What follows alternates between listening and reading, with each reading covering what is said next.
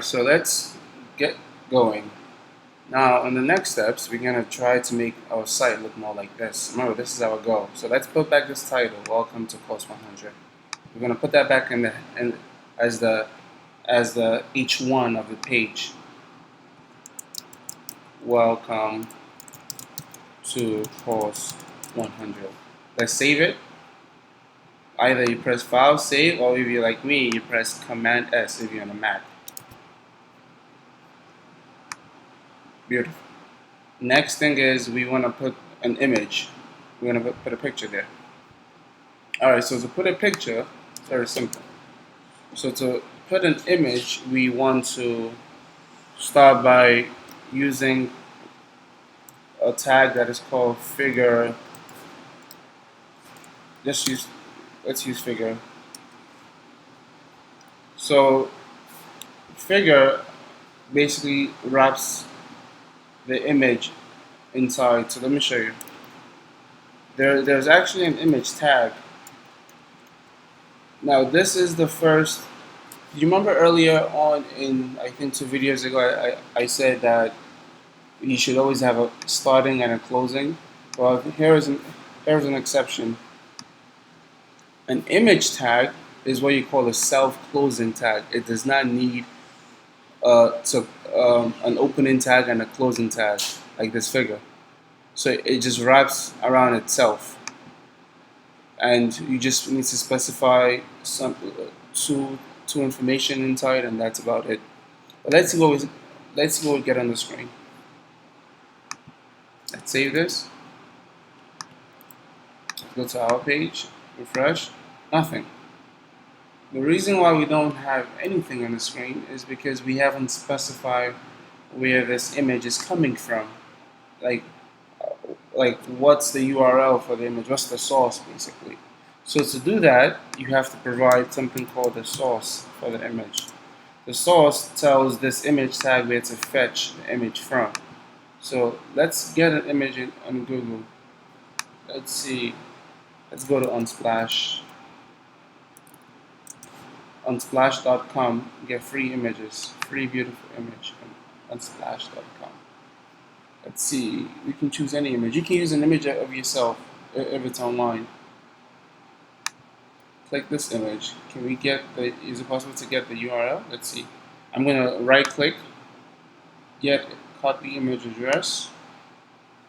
So I have the image address now. Let's go back. Let's paste it here. I'm just gonna save it. I'm gonna see how it looks like. Okay, so it's big, but we have an image. We're gonna fix the size, don't worry. But we have an image. Awesome. Next thing that we want to do is we have to add a description about the image. Now to do that, you just enter the alt. Alt specifies the description, and you tell the user and you tell the browser what this image is about.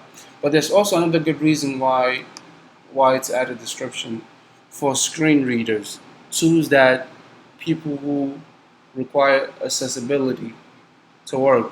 So when the screen reader gets to the screen and it gets to this image, the first thing the screen reader reads is whatever you put in here about the image. So this matters. So I'm gonna put, this is a profile picture of me. It's not really me, but you get my point. That doesn't do anything here, but it does something when the screen reader comes to the page. Alright, so we have that. Now this page, I'm sure the size of this does not look anything close to this. We're gonna get there. But we can play around with the size now. There's something I want to show you guys. So on your screen, I want you to right click your screen. When you right click your screen, go to inspect. Mine is at the bottom. It depends where you want to put it. You can I can put it on the side, as you can see. I can put it. You can put it anywhere you want to.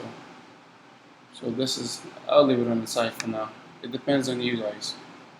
So what this allows us to do is it allows us to do live changes on the page without really, going to the code, entering it, and then coming back here. We can make changes and see the results right away so that we can then implement that on the actual screen.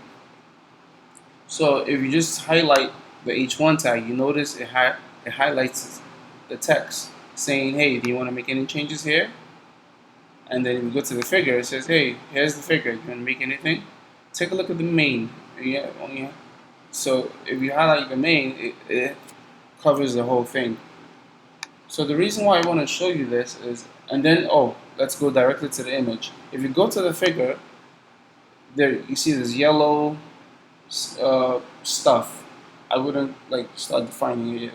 This yellow and blue stuff that we'll get into later, the spacing.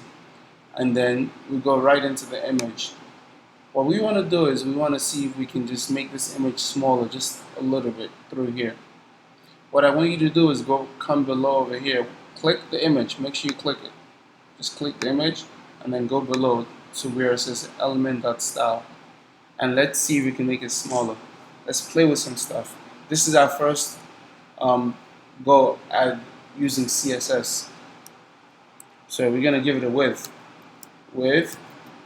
How wide do you want the image? Let's say 200 pixels. You play around with it depending on what you like. 200 pixels might be a little too small for you guys. Then do 300 pixels. That's fine. And you can say how tall do you want the image? Let's say you can give it maybe 300 as well pixel.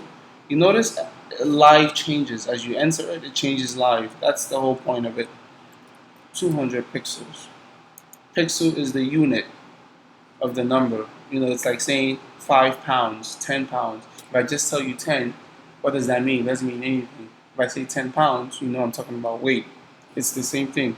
200 pixels. I'm talking about the size. How the size, the dimensions of this image, basically. So the next thing is,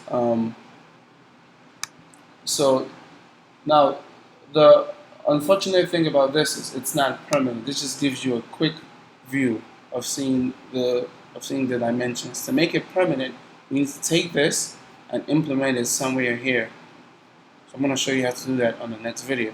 But this 300 and 200 seems to be good. Let's see what happens when we refresh it. It goes away.